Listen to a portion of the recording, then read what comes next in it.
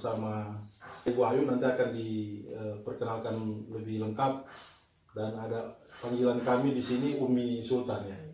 Silakan. Ya, Assalamualaikum warahmatullahi wabarakatuh. Saya Firahayu Mokodompit, jamaah haji tahun 2020 dari Kota Kotambagu dengan nomor kursi 2100011420. Silakan Bu Umi. Assalamualaikum warahmatullahi wabarakatuh. Saya Sumiyanti Sultan, terdaftar dengan Sumiyanti Sultan, panggilannya Umi, terdaftar dengan nomor 2100011108. Iya. Berarti Ibu Ayu dan Ibu Umi ya. Jamaah haji tahun 2020 ya, 1441 Hijriah. Sebelum kita lanjut, kan begini, kita tahu bersama kondisi kita memang akhir-akhir ini lagi dilanda musibah yang luar biasa. Ada pandemi COVID-19 yang membuat semua persiapan haji ini menjadi tertunda dan sebagainya. Sampai kemudian lahir keputusan Menteri Agama akhirnya membatalkan pemberangkatan. Jadi bukan hajinya yang dibatalkan. Hajinya tidak bisa dibatalkan. Haji itu kan kewajibannya ya. Jadi yang dibatalkan itu pemberangkatan. Jadi PMA 494 itu tentang pembatalan pemberangkatan, bukan pembatalan haji. Pembatalan pemberangkatan haji tahun 2020. Sebelum saya ke sana, kira-kira apa yang dipahami, yang diketahui Ibu Ayu atau Ibu Umi tentang pandemi? Kan hampir 3 bulan nih, saya sendiri melakukan WFH, kerja dari rumah, itu sudah hampir lebih dari 3 bulan. Sejak awal Maret kemarin sampai hari ini, dan rencana nanti akan balik ke kantor mulai besok atau sebentar subuh, nanti besok sudah masuk kantor. Apa kira-kira yang diketahui selama ini dan seperti apa pemahaman Ibu Ayu dan Ibu Umi tentang pandemi ini? Ibu Ayu dulu. Ya, oke, terima kasih. Yang saya ketahui, jadi beberapa bulan kemarinnya sebenarnya itu dari sekitar Desember ya, Januari sudah mulai adanya wabah yang menular begitu cepat, dan akhirnya lebih cepat dari dugaan orang, karena ternyata tidak hanya dari satu negeri tetapi akhirnya ke seluruh dunia. Ya. Dan itu disebut pandemi. Itu yang saya ketahui, dan itu sebenarnya sangat berbahaya bila kita tidak melakukan pencegahan yang sebenarnya bisa juga tidak berbahaya bila kita siap, tetapi memang kita harus siap dengan pencegahannya. Salah satunya dengan kebersihan, dengan physical distancing, social distancing, seperti itu.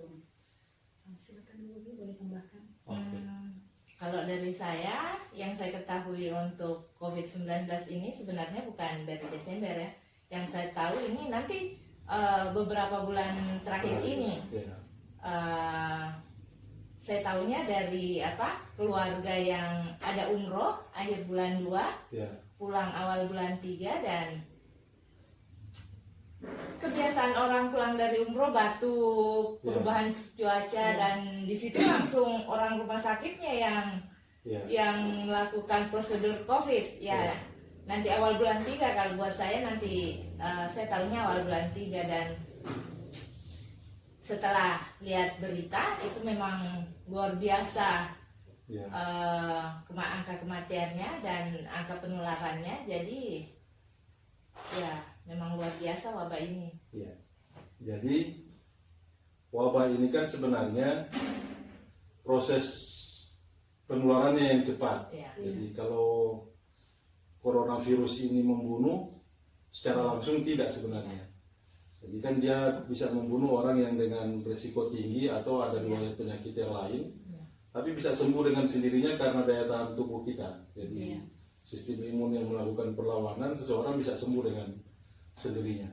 Tapi karena proses penularan yang begitu cepat, itu yang kemudian menjadikan ini menjadi sangat mengkhawatirkan. Bayangkan kalau rumah sakit penuh, alat ventilator tidak cukup dan seterusnya, sementara orang yang positif terus bertambah. Nah, di Arab Saudi itu terinformasi perharinya, kalau kita kan rata-rata di 500-600, kadang turun 400 per hari jumlah positif yang muncul. Di Arab Saudi itu 2000 lebih. Terakhir tanggal berapa itu sebelum keputusan menteri itu pernah turun sampai 1900. Tapi masih bermain di angka-angka itu 1800, 1900 sampai 2000 lebih. Angka per hari. Jadi sesungguhnya lebih besar dari kita, padahal penduduk mereka jauh lebih sedikit. Makanya diberlakukan lockdown di Arab Saudi. Nah, dan ini seperti yang Pak Yu bilang tadi, pandemi ini menjadi problem dunia, bukan cuma Indonesia. Itulah sebabnya kemudian Menteri Agama mengeluarkan keputusan kemarin atas dasar pertimbangan kemanusiaan demi keselamatan jamaah, lalu dikeluarkanlah keputusan dengan sangat berat hati mengeluarkan putusan membatalkan pemberangkatan haji. Sekarang saya ingin tahu jujur dari hati nurani apa yang dirasakan setelah mendengar keputusan menteri. Tentu kita semua tahu persis bahwa menginginkan sekali untuk berangkat. Kalau tiba-tiba ada keputusan, bagaimana? Ini kami ingin mendengarkan langsung dari jamaah, mudah-mudahan walaupun cuma berdua bisa mewakili suara jamaah yang lain. Mungkin Ibu Ayu. Iya, terima kasih. Sebenarnya sebelum keputusan itu ada, kalau saya berharap gitu, dengan melihat keadaan tidak hanya di kita, tapi kita harus melihat bahwa ini menyeluruh di Saudi sendiri, dan ingat jamaah itu akan berkumpul seluruh dunia, berasal dari seluruh dunia. Maka sebenarnya saya pun berharap bahwa ada satu kebijakan yang mengarah ke pembatalan keberangkatan, karena di situ saya tahu salah satunya yang harus kita hindari adalah berkerumun. Dan saya sudah membayangkan bagaimana mengatur jamaah sebelum ada keputusan ini, memang sudah ada harapan. Saya berharap seperti itu karena kita tidak boleh hanya memikirkan saya yang penting berangkat, bukan itu. Tetapi saya tahu di situ akan terlibat kita pribadi jamaah, di mana mungkin kita tidak akan nyaman lagi. Kita inginnya di sana kita bisa melakukan ibadah. Misalnya saya ingin lebih banyak di masjid seperti itu, tapi misalnya masjid dibatasi dengan kita diberi jarak, lalu waktu juga antara buka masjid dan tutup masjid juga jadi lebih cepat, dan kita akan lebih banyak di hotel. Saya sudah berpikir seperti itu. Lalu di luar itu kita juga akan mengatur jarak dengan jamaah yang lain. Di samping itu kita juga harus memikirkan bahwa pemerintah harus menyiapkan tenaga kesehatan yang lebih. Lalu kita berpikir juga bahwa di sana kita akan melakukan beberapa kegiatan ibadah yang bersamaan semua, dan banyak sekali semuanya. Contoh misalnya kita lontar dan sebagainya di waktu yang bersamaan. Maka saya berpikir sebijaksananya harus ada keputusan untuk pemberangkatan haji. Bagi saya ketika itu terjadi dan Kementerian Agama Republik Indonesia mengambil keputusan seperti itu, saya sangat setuju. Karena bagi saya itu bukan pembatalan haji, kita kan hanya pembatalan keberangkatan, dan itu bukan baru sekali terjadi. Karena saya sudah membaca sejarah bahwa di luar pemerintah Saudi sudah pernah melakukan pembatalan, tetapi Indonesia pun kan sudah pernah melakukan tidak ada pemberangkatan haji karena ada hal-hal tertentu. Sudah beberapa kali ya. Iya, jadi bagi saya keputusan itu keputusan yang sangat baik dan untuk kemaslahatan semua jamaah, pemerintahnya di kita, pemerintah Saudi, terus segala pengurus kesehatan, semuanya berkaitan. Keputusan yang sangat baik bagi saya. Mungkin teman saya bisa menambahkan. Buat saya, bahkan sebelum keputusan Departemen Agama mengumumkan, sebenarnya saya sudah ikhlas, saya pikir nggak mungkin lah, saya sudah pikir nggak mungkin, jadi ikhlas saja terima tanpa perlu menunggu keputusan pun. Jauh-jauh hari sebenarnya saya sudah terima bahwa memang jalan untuk ke sana itu selain menjaga diri kita, ya kita harus terima daripada pulang bawa virus untuk anak keluarga. Jadi ya memang buat saya sebelum itu saya sudah terima. Jauh sebelum pembatalan dari pemerintah, saya sudah ikhlas. Jadi intinya karena jamaah ini memang sudah tahu persis melihat perkembangan dan seterusnya, memang akan sangat sulit Ibu Ayu ya, Ibu Umi. Bayangkan kalau kita tidak bisa berlama-lama seperti jamaah pada umumnya atau biasanya ada seperti tahun-tahun ketidaknyamanan, yang akan lalu. terjadi ketidaknyamanan bagi kita gitu, terutama jamaah. Tidak bisa berlama-lama di Masjid Nabawi, padahal kan kita ingin Kita sudah pergi jauh, ingin beribadah, ingin itikaf di Masjidil Haram, itu tentu semua tidak bisa kita lakukan karena begitu sampai mungkin kita akan dikarantina dulu, sebelum berangkat akan dikarantina, sampai akan dikarantina. Kita tidak akan maksimal di mana di tadi saat melontar di Mina. Karena kondisi maktab di Mina itu kan berdesak-desakan orang dalam, dan tidak mungkin. Bisa jadi pilihannya jamaah tidak mabit di Mina, jamaah mabit di. Nah ini yang mungkin membuat jamaah berpikir sebaiknya ditunda saja ya, biar nanti kita bisa merasakan yang betul-betul beribadah di tahun depan. Jangan sampai kalau itu untung kalau lolos dari bandara kan. Betul. Kalau misalnya setelah untuk orang tua yang sudah berumur kasihan naik pesawat 8 jam minimal 8 jam kan, daya tahan tubuhnya turun, giliran habis di bandara diperiksa, direpit terus positif hanya karena kelelahan. Kasihan sekali kalau jadi ya. Jangankan orang tua, saya saja takut. Ya, siapa tahu langsung di bandara langsung diangkat. Akhirnya dia tidak bisa mengikuti proses ibadah. Karena tidak bisa. Kalau masih bisa masuk, lumayan. Bisa, alhamdulillah. Tapi kalau bayangkan kalau tidak bisa masuk dan harus langsung ditahan di Jeddah misalnya. Di bandara langsung diangkut. Karantina di bandara dan seterusnya. Ini kasihan. Dia bisa kehilangan banyak kesempatan, seperti itu. Dan bisa saja kan di antara kita ada yang bila kita memaksakan ya, tahu-taunya terjadi itu karena kita bertemu ya di banyak tempat dengan banyak orang.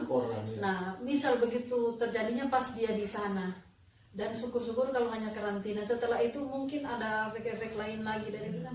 Ya kita harus berpikir lebih jauh bahwa pembatalan keberangkatan itu adalah hal terbaik yang harus dilakukan. Yang harus dilakukan, dan alhamdulillah itu dilakukan gitu. Alhamdulillah. Jadi apa yang diputuskan oleh Kementerian Agama lewat Menteri Agama yang sudah diputuskan kemarin ya, dengan KMA 494 itu diterima dengan ikhlas oleh jamaah. Kami sangat ikhlas karena kondisi saat ini memang mengharuskan itu dilakukan. Mengharuskan itu, dan itu memang harus, saya bilang itu memang harus terjadi. Kami ikhlas. Baik jamaah sekalian, Bapak Ibu yang dirahmati Allah, ini jawaban ikhlas, tulus, dan betul-betul ini yang dirasakan sesungguhnya oleh sebagian besar jamaah. Dan untuk di Kota Mobagu diwakili oleh Ibu Ayu dan Ibu Umi. Sebelum kita akhiri, saya mau bertanya yang terakhir. Harapan ke depannya apa? Setelah kita semua akhirnya harus ikhlas, sabar, itu yang terbaik bagi kita semua. Karena kondisi ini, banyak ustadz juga sudah bicara, termasuk Kak Agim, luar biasa menunjukkan kita semua bahwa ini kondisi harus kita terima. Apa harapan jamaah anggaplah kepada kami atau kepada yang berkepentingan dengan haji ke depan, apa harapannya kira-kira, Ibu Ayu? Jadi harapan saya ke depan itu, pertama kepada jamaah, kemarin karena saya melihat pada waktu kita manasik, masih ada beberapa yang mungkin tidak sempat hadir. Nah kebetulan kemarin itu belum masa pandemi ya, sehingga bagi saya mereka kekurangan pengetahuan tentang tata cara haji dan sebagainya yang diberikan pada waktu manasik. Tapi dengan adanya COVID ini, maka harapan saya kepada jamaah untuk haji tahun depan bahwa setiap jamaah itu wajib mengedukasi diri tentang masalah kesehatan. Jadi kita tidak bergantung kepada petugas kesehatan. Itu penting sekali. Dimana kita itu begitu rentan karena kemungkinan semua bisa terjadi. Nah, terus kepada kepada petugas juga ini kesempatan untuk bisa berbenah dan mungkin membuat sistem terbaik untuk pelayanan terhadap jamaah haji nanti. Dan kepada pemerintah, baik pemerintah ini pemerintah Indonesia maupun Saudi insya Allah bisa bekerja sama dengan baik sehingga kami bisa melaksanakan haji dengan semestinya dengan baik dan insya Allah bisa berhaji mabrur insya Allah. Itu harapan kami ke depan. Amin. Ya, terima kasih. Ibu Ayu mungkin ada harapan? Ibu Umi. Ibu Umi, maaf ya Ibu Umi. Harapannya dan doa yang bisa dipanjatkan sekarang, semoga masih ada umur ya. Insya Allah, karena Amin. besok saja kita nggak tahu. Semoga masih ada umur, tahun depan bisa terlaksana, virus ini diangkat, dihilangkan, vaksinnya ditemukan, bahwa dalam 1 tahun ke depan jamaah haji lebih memantapkan diri, doanya diperbanyak, menghafal doa-doa di sana ataupun kegiatan yang akan dilaksanakan di sana. Untuk petugas kesehatannya lebih mempersiapkan diri, untuk pemerintah lebih memperbaiki pelayanan nantinya dengan adanya COVID ini. Jika memang COVID ini tidak hilang, ya seperti istilahnya Presiden bilang, kita harus berdamai. Jadi semoga ada pelayanan-pelayanan tertentu tentunya nantinya akan ada. Jadi ya hikmah dibaliknya kita diberi waktu untuk mempersiapkan diri, jamaah, pemerintah maupun tim kesehatannya. Insya Allah semoga masih ada umur. Mari ikhlas. Mari ikhlas. Gitu saja. Baik, itulah harapan terakhir dari jamaah kita. Mudah-mudahan semuanya akan diberi umur panjang tentu. Amin. Mudah-mudahan tetap diberi kekuatan, kesehatan, tahun depan bisa melaksanakan ibadah ini dengan sebaik-baiknya. Poin yang terakhir tadi juga menarik. Kita punya kesempatan berbenah semuanya. Petugas jamaah, petugas haji dari Kementerian Agama yang melakukan pembinaan dan pelayanan, kesehatan juga demikian yang bertugas melakukan perlindungan kepada jamaah. Semuanya kita akan berbenah dan membuat pola baru, karena bisa jadi pandemi ini masih akan berkepanjangan sampai tahun depan. Kita harus berdamai dan tentu protokol kesehatan akan terus diperbaiki. Kita akan berdampingan karena kita akan berdampingan dengan COVID. Tahun depan itu akan begitu kalau kita melihat dari sekarang bahwa kita tidak akan COVID hilang begitu saja, dia akan menjadi bagian dari kehidupan kita. Betul, ya.